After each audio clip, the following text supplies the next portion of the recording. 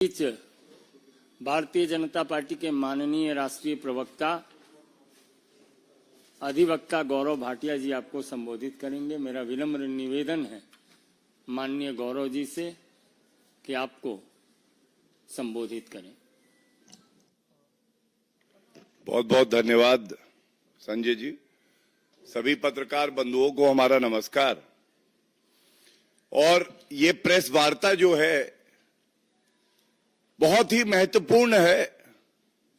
अभी सर्वोच्च न्यायालय में आरजी कर मेडिकल कॉलेज में जो हमारी बहन थी उसकी हत्या करी गई, उसके साथ दुराचार हुआ। और आज जब सर्वोच्च न्यायालय में करीब करीब 2 घंटे सुनवाई चली तो मैं ये कहता हूं कि पूरे भारत के लोकतंत्र का सर शर्म से झुक गया। शर्म नहीं आई तो निर्ममता बनर्जी को नहीं आई। और अगर आप वो सुनवाई सुनते तो आप देखते किस तरह से संविधान का रक्षक और दूसरी तरफ संविधान का भक्षक, इसके बीच लड़ाई हो रही थी। संविधान का रक्षक सर्वोच्च न्यायालय था, भारतीय जनता पार्टी जिसने जमीन पर जो जनता है पश्चिम बंगाल की उसके साथ इंसाफ की लड़ाई लड़ी है। जो भारत और पश्चिम बंगाल की जनता है वो रक्षक बन गई संविधान की, और भक्षक निर्ममता बनर्जी जो कि मुख्यमंत्री है पश्चिम बंगाल की, गृह मंत्री का विभाग है और स्वास्थ्य मंत्रालय है उनके पास, वो भक्षक बनी हुई है। उनको शर्म नहीं आ रही है किस तरह से उन्होंने ये सही नहीं समझा कि वो पीड़िता के परिवार के साथ खड़ी हो, वो रेपिस्ट के साथ खड़ी हो सकती है। आज पहले मैं 3 बड़ी बातें जो कि सर्वोच्च न्यायालय ने प्रश्न किए हैं ममता बनर्जी सरकार से, उसको उजागर करूंगा और फिर आपको उसका निष्कर्ष और क्या निकल के आता है वो बताना चाहूंगा। सबसे पहले ये टिप्पणी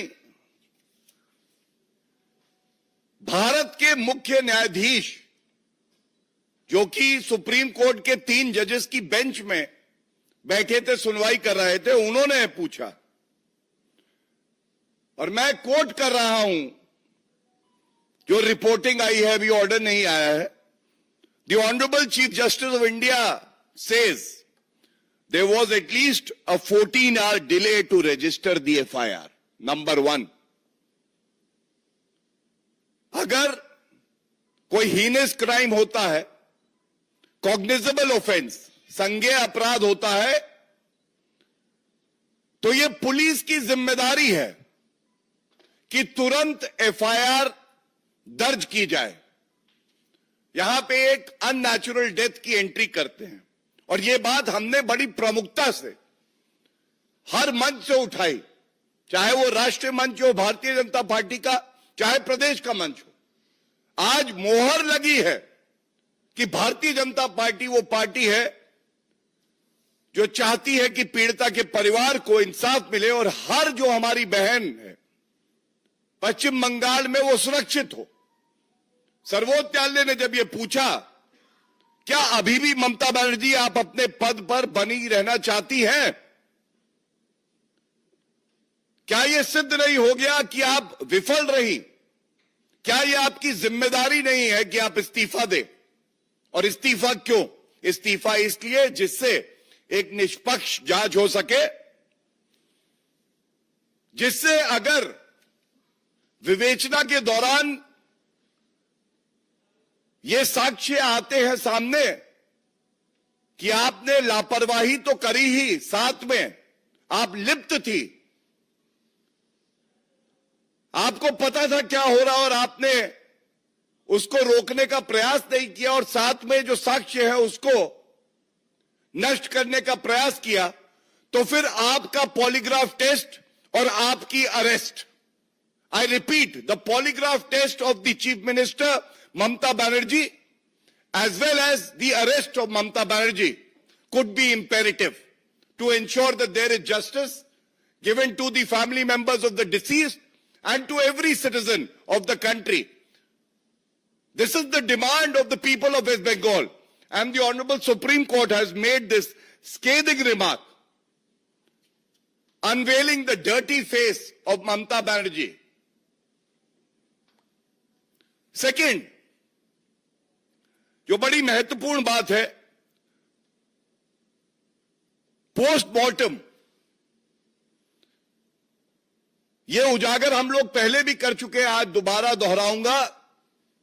मृतक पीड़िता का पोस्टमार्टम किसी दूसरे मेडिकल कॉलेज में होना चाहिए था, लेकिन जल्दबाजी में, आनन फानन में वो आरजी कर मेडिकल कॉलेज में ही कराया जाता है। और सबसे बड़ी बात, और ये आज सुनवाई में आया है, उसका जो चालान है जो ये बताएगा कि कितने बजे पोस्टमार्टम हुआ है, तो honourable chief justice of India ने स्वयं ये पूछा, why is the postmortem report challan missing from the records? क्यों? क्या उस चालान से ये स्पष्ट हो जाता कि ममता बनर्जी उनके चहेते पुलिस कमिश्नर, जिन्होंने अभी तक इस्तीफा नहीं दिया है,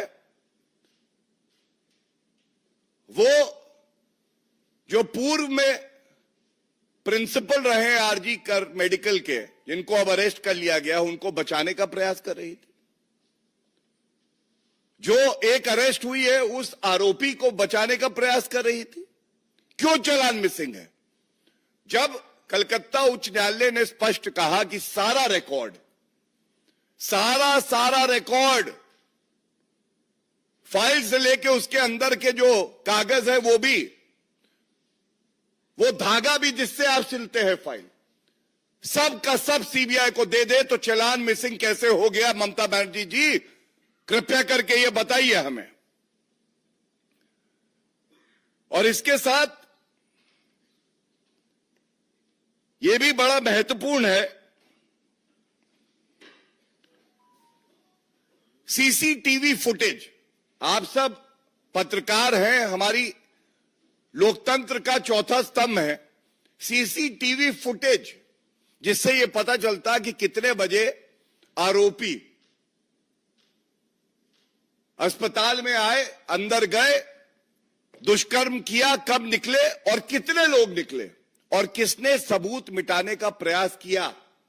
आपको जान के आश्चर्य होगा, बेशरम, निर्लज, गैर जिम्मेदार मुख्यमंत्री ममता बनर्जी, उनकी पुलिस केवल 27 मिनट का सीसीटीवी फुटेज देती है सीबीआई को, केवल 27 मिनट का।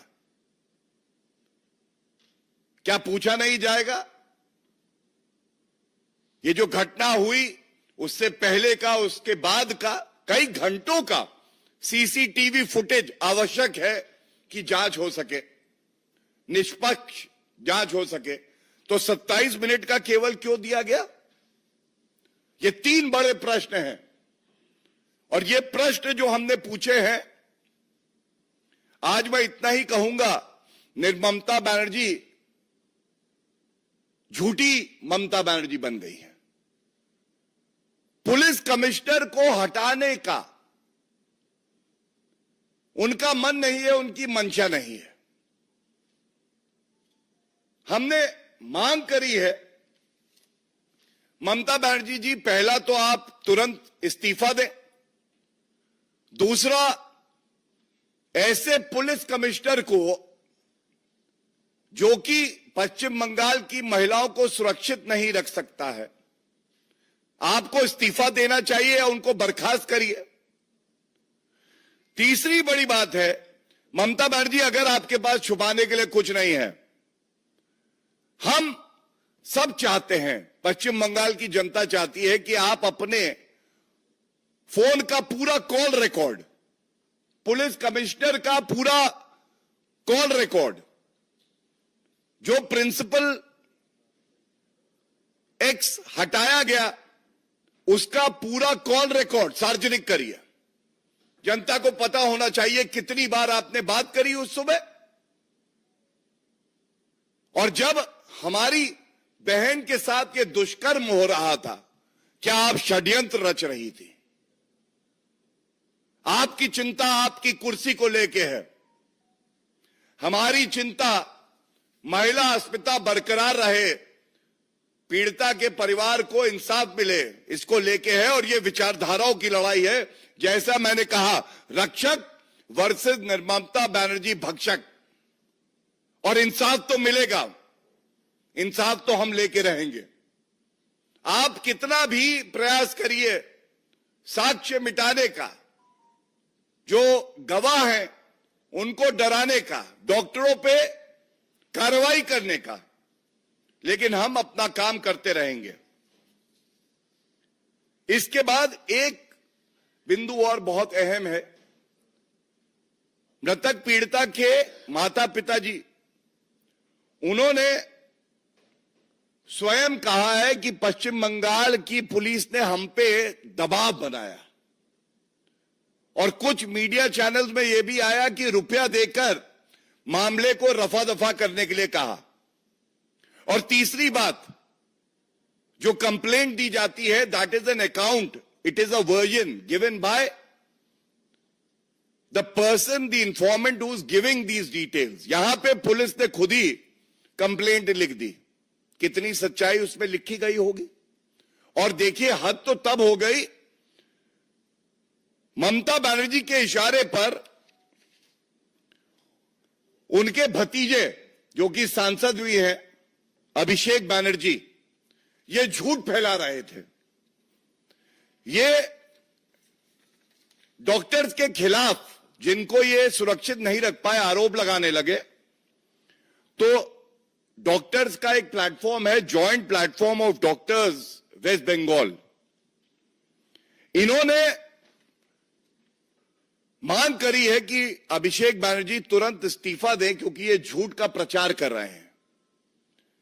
और झूठ यह कि अभिषेक बनर्जी ने कहा कि पेशेंट की मौत हो गई क्योंकि वो 3 घंटे तक ब्लीड करता रहा, खून निकलता रहा, और डॉक्टरों ने उसको चिकित्सा प्रदान नहीं करी, और यह असत्य निकला।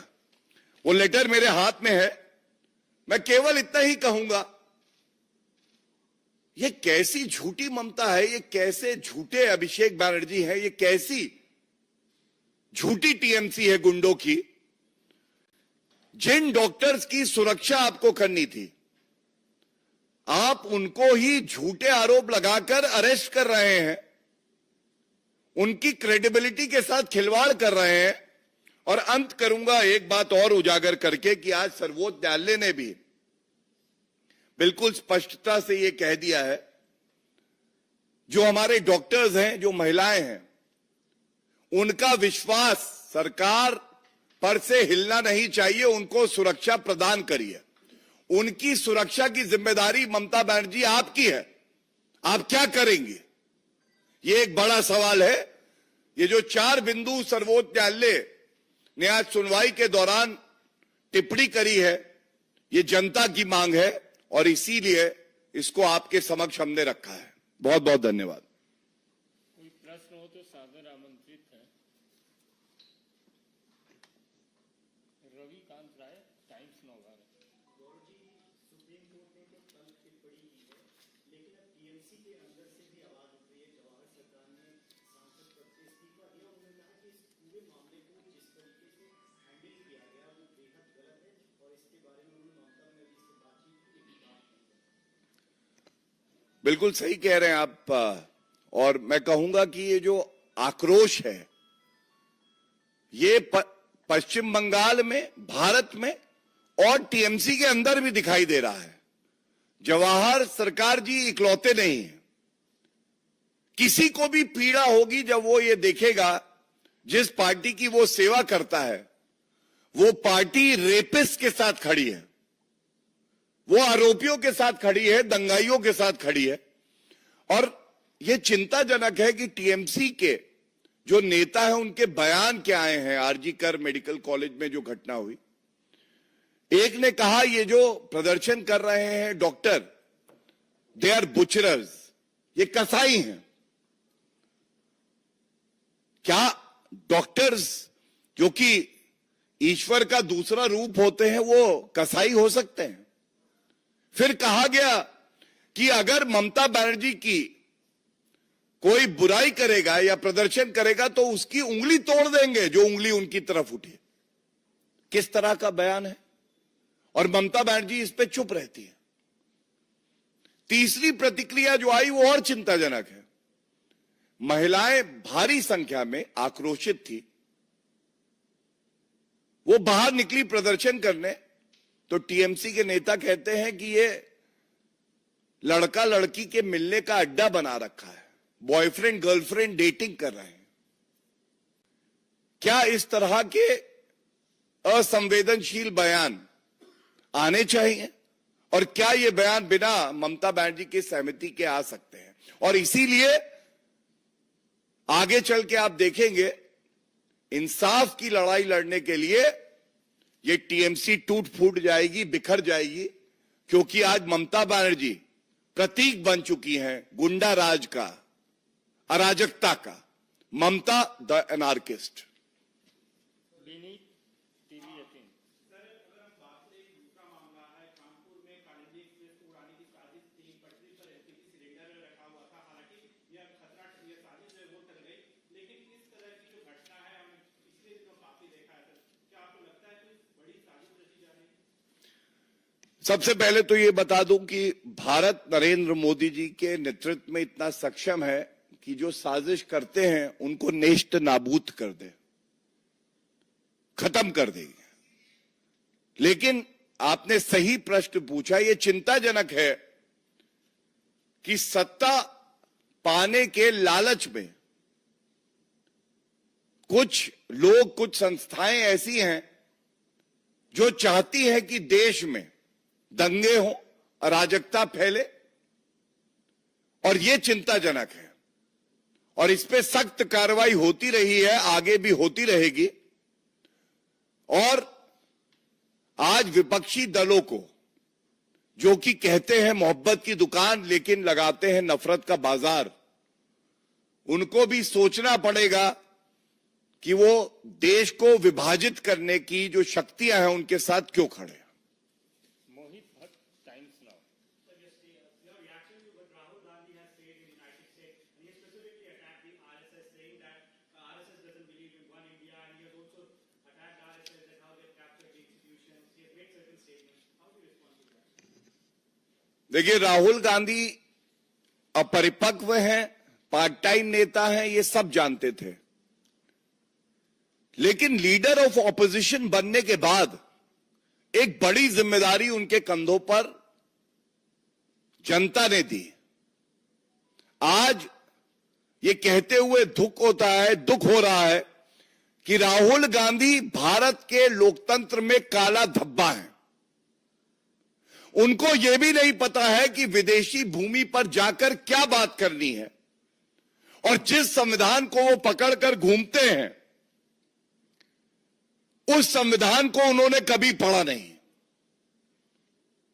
वो चीन के खिलाफ एक शब्द, एक वक्तव्य नहीं दे पाए, पहली बात।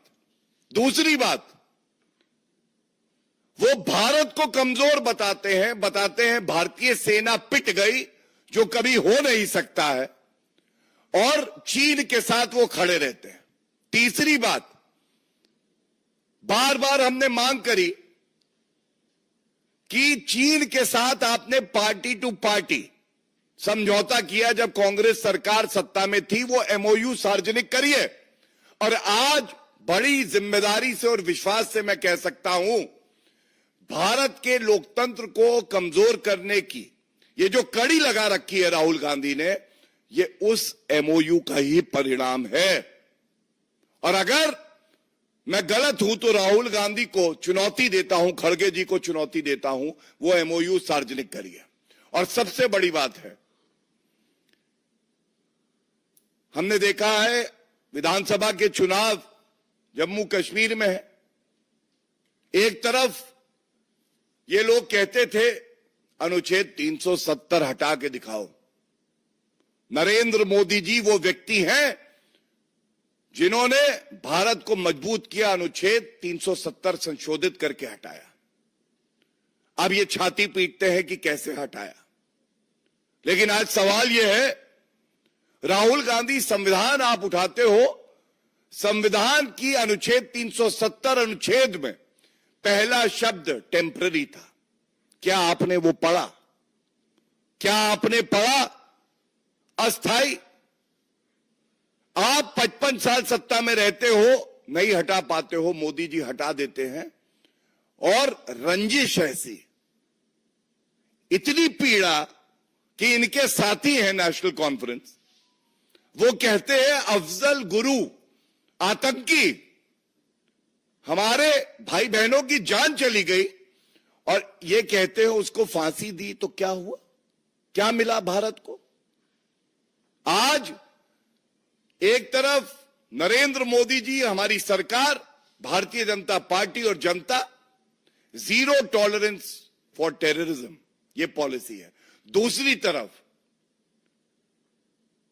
आतंकियों को, नक्सलाइट्स को ऑक्सीजन देने का काम कोई कर रहा है तो वो ऑक्सीजन सिलेंडर कांग्रेस पार्टी और इंडी अलायंस है।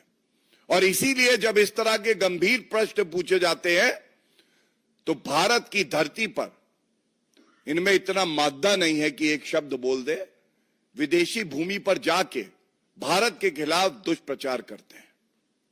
टीवी 9 आमोद राय।